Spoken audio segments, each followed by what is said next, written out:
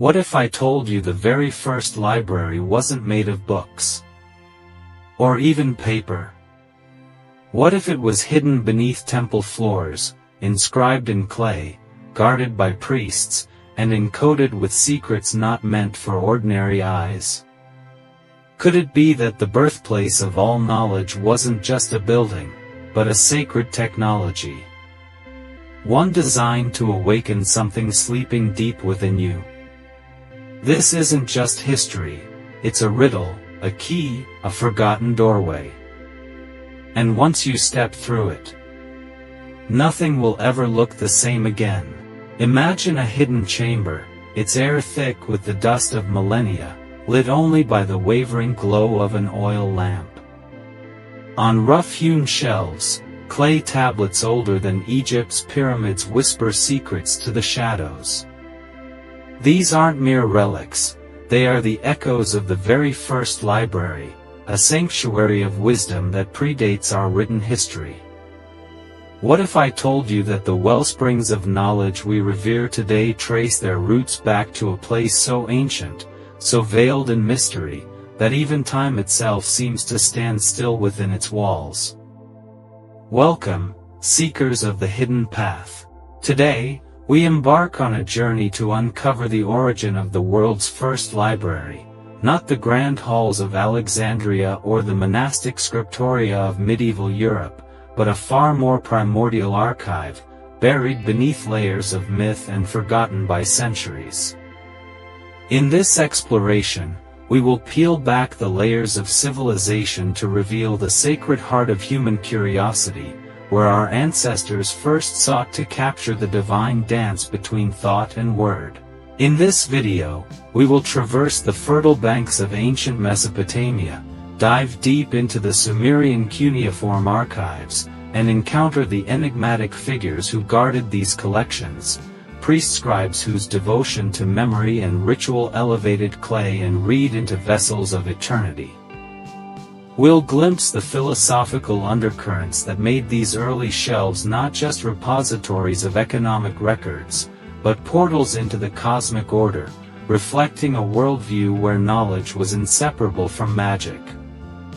But our voyage doesn't end with archaeology. Along the way, we'll awaken the timeless lessons encoded in those earliest texts, lessons on how the pursuit of knowledge can be both a sacred duty and a transformative practice. We'll challenge the notion that libraries are mere buildings and reveal how the first library lives on in the chambers of our own minds, calling us to cultivate memory, wonder, and discipline. So light your inner lamp, dear traveler. Prepare to step through the threshold of time and enter a realm where stories, numbers, and incantations converge to form humanity's first great archive. The journey to what was the first library begins now. In the cradle of civilization, where the winding rivers Tigris and Euphrates carved life into the parched earth, the Sumerians first etched their cosmic vision onto clay.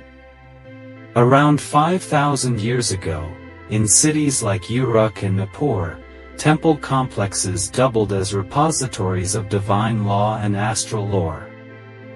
These ziggurat-adorned sanctuaries housed the earliest clay tablets, registers of trade, hymns to Inanna and Enki, and the nascent myths of creation. It was here, amid the rhythmic tapping of reed styluses, that the act of recording transcended mere bookkeeping and became an almost alchemical ritual. Clay, water, and intention fused to preserve thought against the eroding tide of time. Far from being dry ledgers, these archives embodied a sacred partnership between the priestly scribes and the gods themselves.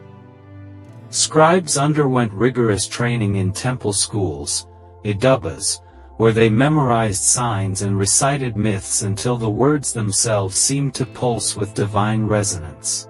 Each tablet was consecrated through ritual, sprinkled with salt or libated with beer, imbuing it with a talismanic power that linked human memory to the cosmic order. In this esoteric context, the Sumerian library was not a neutral archive but a living nexus, mediating between the earthly domain of mortals and the celestial vault of deities. Yet the significance of these early collections extended beyond the boundaries of Mesopotamia. Through successive conquests and cultural currents, the knowledge of cuneiform libraries flowed outward. Assyrian monarchs transported entire archives to Nineveh, while Babylonian scholars refined astronomical texts beneath the reign of Nebuchadnezzar II. Astronomy, mathematics, and medicinal recipes traveled alongside epic tales such as Gilgamesh, weaving a web of intellectual exchange that prefigured our modern scholarly networks. These libraries became crucibles where empirical observation and metaphysical speculation intermingled, revealing an ancient worldview that refused to separate the sacred from the practical. Philosophically, the very act of archiving represented an ontological assertion that language could capture and stabilize reality. For the Mesopotamians, words were more than symbols. They were active forces with the potency to shape fate. The creation myth Enuma Elish recounts how Marduk flays the primordial Tiamat, shaping the world from her carcass, but it is through the cement of written decree, the Mispai ritual, that divine order is made manifest and maintained. Inherent in these beliefs is a profound lesson, that the written word, when wielded with ritual precision, binds together the fabric of existence. Over millennia, this foundational paradigm waned, buried under sands of empire and forgotten as languages shifted from cuneiform to alphabetic scripts. Monastic scribes in the Christian era and scholars of the Hellenistic world devised new modes of preservation, but the mystical underpinnings of the first libraries, where text and ritual coalesced, were lost to time. Yet, in every great repository that followed, echoes of this primordial vision lingered, the hushed reverence of librarians, the sanctity of silence, and the belief that within those volumes lay the seeds of transformation. In uncovering these ancient shelves, we do more than chart the evolution of literacy. We reconnect with a spiritual lineage that recognized archives as more than human artifacts. They were living temples of discovery, where every inscription was both a mirror of the universe and a key to unlocking its hidden patterns. Thus, the first library stands not merely as a historical curiosity but as a timeless reminder that knowledge, when consecrated with intention, becomes a portal to realms beyond our immediate senses. To truly understand the essence of the first library, we must step beyond the confines of history and listen to what it whispers through the ages. The Library of Ashurbanipal, often cited as the oldest known institutional library, emerges not as a mere collection of texts, but as a deliberate vault of cosmic and cultural preservation. Nestled in the great city of Nineveh, this 7th century BCE archive held over 30,000 tablets inscribed with tales of gods, rituals, medicine, omens, and governance. Ashurbanipal, an Assyrian king with the heart of a mystic and the mind of a scholar, claimed he could read the scripts of Sumer and Akkad, languages already ancient in his time. His library was a conscious resurrection of a more ancient tradition, a safeguard against the floodwaters of forgetfulness. But this was no democratic institution. Access was restricted, and the knowledge it contained was considered volatile, sacred, and dangerous in the wrong hands. Tablets often bore inscriptions that warned of curses upon those who would defile or steal them. This was not paranoia, it was a reflection of the belief that knowledge, like fire, could illuminate or destroy. In a world where divine order hung in delicate balance, to misinterpret a star chart or misuse a sacred incantation could bring ruin. The library was a sanctum where only the initiated dared tread, and where wisdom was weighed like gold.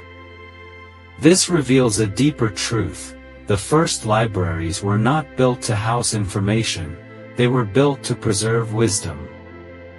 They were vaults of initiated consciousness, encoded not just in language but in symbolism, number, and ritual alignment. Some scholars now speculate that these repositories may have been astronomically aligned, mirroring the heavens to encode macrocosmic order into the microcosm of clay and stone. The ancients did not see knowledge as neutral or inert. Every scroll, every etched syllable, was a node in a living matrix, a holographic fragment of divine reality. To read a tablet was not simply to absorb data, but to partake in the sacred unfolding of the cosmos. And yet, the question arises, was Ashurbanipal's library truly the first? Or was it the echo of an even older, more enigmatic archive? Myths from various cultures, Sumerian, Egyptian, Indian, speak of lost libraries, buried halls of light, and records kept by ancient priest-kings or celestial beings. The legendary Hall of Records beneath the Sphinx, the Book of Thoth said to reveal the secrets of the universe, the Akashic records perceived in meditation, all these hint at an archetypal memory shared across humanity. A memory of a time when wisdom was not just stored, but lived. When to know was to be transformed. This beckons us to reconsider the meaning of the first library.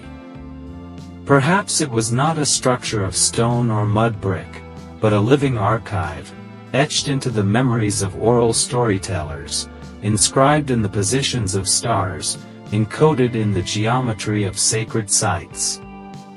Perhaps it was never lost, only forgotten, waiting to be reawakened in those who seek not just to read truth, but to become it.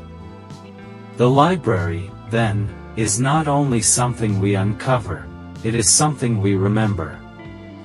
Something that stirs when we align ourselves with the sacred rhythms of knowledge and listen with more than just our ears. So as we stand amidst the ruins of Nineveh, or run our fingers over the cuneiform marks of a dusty museum tablet, we are not just looking at relics, we are looking into mirrors. Mirrors that reflect our eternal hunger to understand, to preserve, to connect. And somewhere within that yearning lies the truth that the first library was not merely a place. It was a threshold, between the mortal and the divine, between memory and myth, between silence and the word. To cross that threshold is to engage in an ancient rite of remembrance. It is to acknowledge that libraries, in their purest form, are sacred technologies, designed not for mere retention of data, but for the transmutation of the soul. The scribes of old were not simply clerks, they were initiates, guardians of spiritual continuity.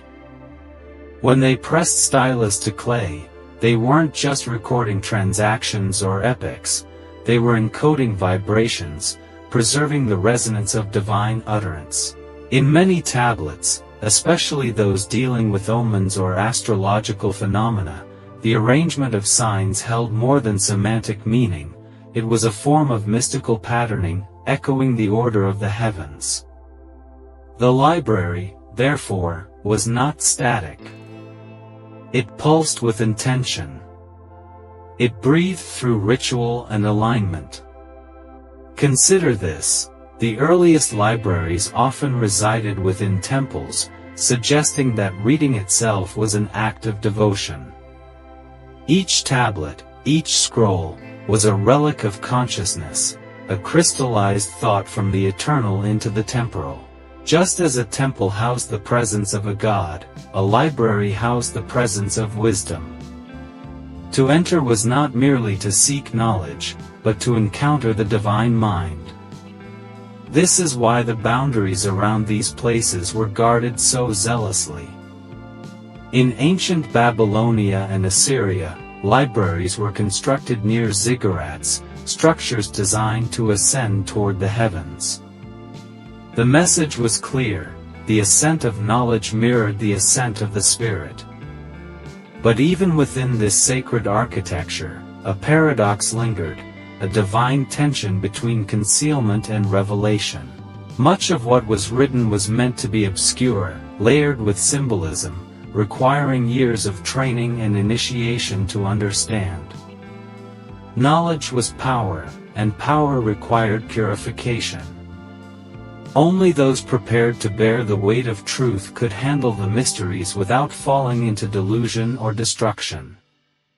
It's the same archetypal theme found in later esoteric traditions, from the veiled symbolism of Kabbalistic texts to the cryptic formulas in alchemical treatises. The pattern repeats: truth must be earned, not merely accessed. And so, we arrive at a deeper layer of the question: what truly makes a library? Is it the stone, the scroll, the seal? Or is it the sanctified intention to preserve light against the encroaching darkness of forgetting? In this light, the first library could have been a solitary figure seated beside a fire, recounting the movements of the stars to the next generation. It could have been a circle of shamans interpreting dreams through symbols and myth. The material form changes, but the function remains: to bridge time, to carry insight through the shifting sands of mortality. This is not merely an intellectual exploration, it's an invitation. The ancient library is calling to us not as tourists, but as inheritors. In a world drowning in information yet starving for wisdom, we are being asked to remember how to read with sacred eyes. To rediscover the reverence that once accompanied every inscription. To restore knowledge to its rightful place as a transformative force, not just a utilitarian tool. For the library is not just behind us, buried in ruins and dust, it is within us, waiting to be awakened. The clay tablets may crumble, the scrolls may burn, but the eternal archive, written in the soul, remains. Now, as we stand at the crossroads of ancient memory and modern chaos, the legacy of the first library offers us a profound challenge: to reclaim our role as custodians of wisdom rather than mere consumers of data. In our digital age, information floods us ceaselessly, yet true knowledge, knowledge imbued with meaning, context, and soul, remains elusive. The ancient libraries teach us that preserving wisdom requires intention, discipline, and sacred respect. Just as the Sumerian scribes trained tirelessly to master the art of cuneiform, we too must cultivate patience and devotion to discern the deeper currents beneath the surface of information. Practically, this means embracing the library as a living practice. It invites us to create our own inner archives through mindfulness, journaling, and ritual remembrance. To become both the scribe and the seeker, writing down insights, reflecting on symbolic patterns in our lives, and honoring the mysterious interplay between memory and imagination. Like the ancient clay tablets, our thoughts and experiences can be shaped and preserved with care, becoming talismans that ground us in clarity and purpose. When we engage with knowledge this way, it transforms from static data into a dynamic force that shapes our consciousness and our world. Moreover, the first library reminds us of the power of community in sustaining wisdom. The temple scribes were part of a lineage, a living tradition that depended on transmission, dialogue, and shared sacred space. In our time, creating such communities, whether through study groups, online forums, or spiritual circles, can reconnect us to that sense of collective guardianship. Together, we become the living archive, weaving ancient truths into the fabric of our daily lives. This collective remembering can help counter the fragmentation and alienation that so often accompany modern existence. Yet, there are obstacles. The first is distraction, the relentless pull of superficial content that fragments attention and dulls curiosity. The second is arrogance, the assumption that all knowledge is accessible or that truth is easily found without guidance or discipline. The ancient tradition teaches humility, that wisdom reveals itself gradually, often through paradox, silence, and surrender. To truly access the spirit of the first library, we must cultivate patience, reverence, and a willingness to enter the unknown without preconceptions. In embracing these lessons, we open ourselves to a transformation that echoes the ancient scribe's sacred charge. We become not just collectors of facts, but alchemists of meaning, turning the raw material of experience into the gold of understanding. The first library was a threshold between worlds, and so too can our own inner libraries become gateways to higher knowledge, spiritual awakening, and profound connection. In this way, the ancient archive lives on, not as a forgotten ruin, but as a vibrant current flowing through the hearts and minds of those who seek to remember. As we draw this exploration toward its close, let us reflect on the enduring mystery that the first library presents, a mystery that transcends bricks and tablets to touch the very essence of human existence. It stands as a silent witness to our deepest yearning, the desire to capture fleeting moments of insight, to bridge the chasm between past and future, and to anchor ourselves within a vast, unfolding cosmic narrative. The first library, then, is not simply a historical fact but a living metaphor, a call to awaken the sacred archivist within each of us. It urges us to treat knowledge not as a commodity to be hoarded or discarded, but as a sacred trust, an inheritance that carries both power and responsibility. What if, beyond the ruins and forgotten tablets, the true, first library exists today in the spaces between our thoughts, in the quiet stillness where memory and imagination converge? What if this ancient repository calls us to reclaim the art of deep listening, not only to the texts of old but to the subtle voices of intuition, dreams, and inner revelation? The journey to understand what the first library was ultimately becomes a journey inward, a quest to harmonize the wisdom of the ages with the present moment's unfolding mystery. So here lies the question that lingers like a sacred breath. In a world overflowing with information, how will you become a guardian of wisdom? How will you honor the lineage of those ancient scribes who understood that to write is to remember, and to remember is to live fully? The first library is more than a place lost to time. It is a living, breathing invitation. To answer it, we must step beyond passive consumption and become active participants in the sacred cycle of knowledge, memory, and transformation. The pages of that primal archive wait for your touch, ready to awaken anew in the hearts of those willing to listen. If this journey into the origins of knowledge has stirred your spirit, I invite you to delve deeper, explore ancient texts, meditate on the symbolism woven into early scripts, or begin your own practice of mindful remembrance. Share your reflections below and join the community of seekers committed to reviving the sacred art of the library. Together, we can carry forward the torch lit by our ancestors and illuminate the path toward wisdom that endures beyond the ages. The first library calls. Will you answer? The call of the first library is not merely an echo from the past, it is a pulse in the present, a resonance that vibrates within the soul of every seeker who has ever gazed into the stars and wondered, what have we forgotten? It is the quiet voice that speaks when the world grows too loud, the sense of timelessness we feel when we encounter truths that strike something ancient within us. This library is not locked behind stone walls or buried beneath ruins. It is alive in the symbolic languages we still speak, through story, through art, through silence. It is present in the intuitive knowing that cannot be explained but is deeply felt. And perhaps that is its most profound secret. The first library never vanished. It transformed. It hid itself in plain sight, in our myths, in our rituals, in the deep structure of sacred geometry and sacred sound.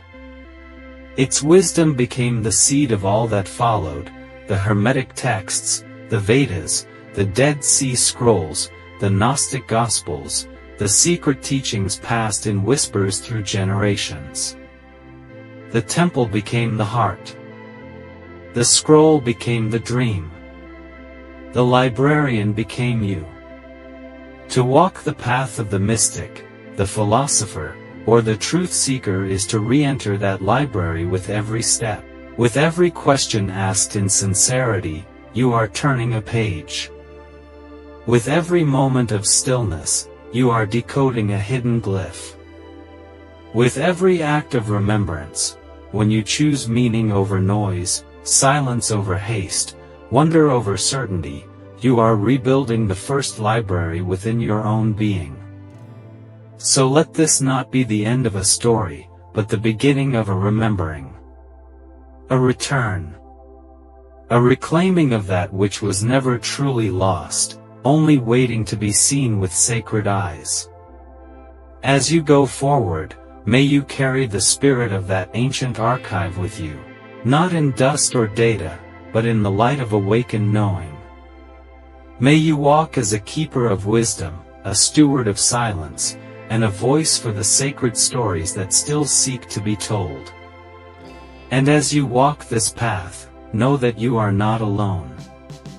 Across time and space, there have always been others, those quiet guardians, those flame keepers who preserve fragments of the great library in their hearts, their teachings, their art, and their bloodlines.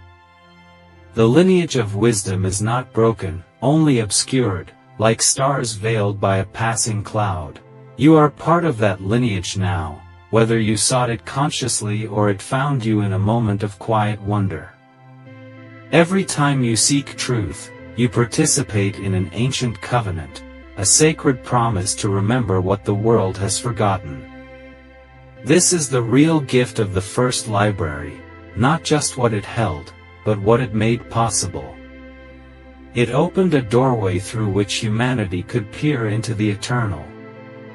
It offered structure to the mysteries, form to the formless, word to the ineffable. It taught us that knowledge is sacred only when it transforms, when it humbles us before the vast unknown and urges us to live more consciously, more soulfully. To learn from the library is to be changed by it, to become more than what we were before we entered its domain. And even now, in a world that moves faster than thought, where knowledge is fragmented into algorithms and trends, that ancient library waits within you. It waits for your stillness. It waits for your curiosity. It waits for the moment you turn away from noise and lean inward, listening for the voice that speaks not in shouts, but in symbols, patterns, and dreams. It is there, in the liminal space between waking and sleep, between thought and feeling, between the question and the answer. So listen closely. The first library is not a relic. It is a revelation. It is the soul's architecture, a temple of memory, myth, and meaning that lives through you. And the more you walk its halls, the more you will remember not just the stories of the ancients, but the story of your own sacred becoming. Let that be your guide. Let that be your light. And may the great library within you always remain open, always expanding, always alive.